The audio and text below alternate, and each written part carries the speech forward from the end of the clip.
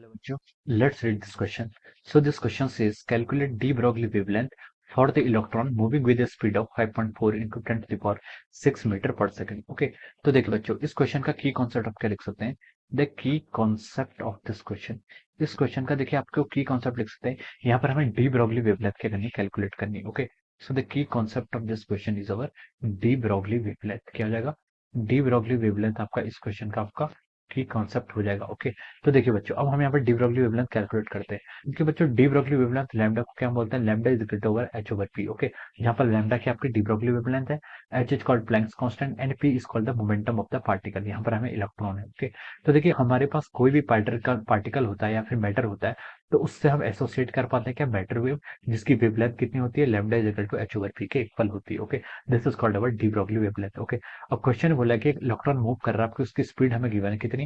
5.4 into 10 to the power 6 metre per second. Okay, this is the velocity of the electron. ये क्या आपकी velocity of electron है? Okay, तो देखिए बच्चों, ये जो स्पीड है ये आपकी क्या है? Less compare to the speed of light. Speed of light से आपकी क्या है?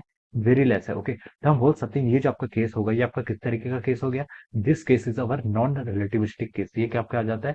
This is our non relativistic case. Okay, अगर आपका v is very very less than compare to c है या v is less than c है, तो हम वो केस क्या कहलाता है? आपका आपका क्या हो जाता है? नॉन रिलेटिविस्टिक केस हो जाता है. ओके, तो नॉन रिलेटिविस्टिक केस का मतलब यह है कि आपका जो आपका मोमेंटम होगा वो हम नॉन रिलेटिविस्टिक मोमेंटम को यूज करेंगे. ओके, और नॉन रिलेटिविस्टिक यानी कि हम जिसको हम क्लासिकली बोल लेते हैं. ओके, तो क्लासिकल डोमेन के देखा तो यहाँ पर आपका जो मोमेंटम होता है वो किसके इक्वल होता है? आपका मास टाइम्स वेलोसिटी के इक्वल होता है. ओके, तो अब हम यहाँ पर ये फॉर्मूला को यूज कर सकते हैं. ओके, अगर आपका रिलेटिविस्टिक केस होता फिर हमें यहाँ पर रेस्ट मास भी कंसिडर करना पड़ता है और मोमेंटम दोनों कंसिडर करना पड़ता है. ओके, तो देखिए बच्चों, अब हम इसको फर्दर सॉल्व करते हैं. तो लैम्डा आपको यहाँ पर वेवलेंथ कैलकुलेट करनी है. एच क्या होता है आपका? डी ब्रोगली या एच क्या आपका? Planck's constant. इसकी वैल्यू होती है 6.63 इंटू 10 टू द पावर -34. आपका कितना हो जाएगा? Joule second. Okay, this is the value of Planck's constant. और मास ऑफ इलेक्ट्रॉन कितना होता है आपका? 9.1 into 10 to the power -31 KV into of V. ये क्या आपकी स्पीड देखिए आपको कितने क्वेश्चन की है?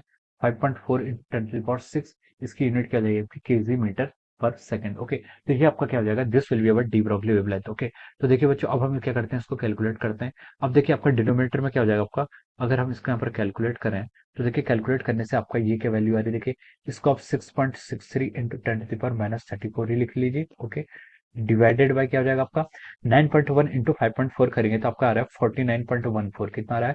49.14 into 10 to the power -31 into 10 to the power 6 करेंगे तो आपका 10 टू द पावर -25 आ जाएगा. ओके, वेवलेंथ है तो इसकी यूनिट क्या होगी? आपकी मीटर होगी. ओके, अब देखिए बच्चों, इसको हम आगे फर्दर सॉल्व करते हैं. ये हो जाएगा आपको, देखो 6.63 डिवाइडेड बाय 49.14 करेंगे तो इसकी वैल्यू आपकी आ रही है 0.1349. कितनी आ रही है?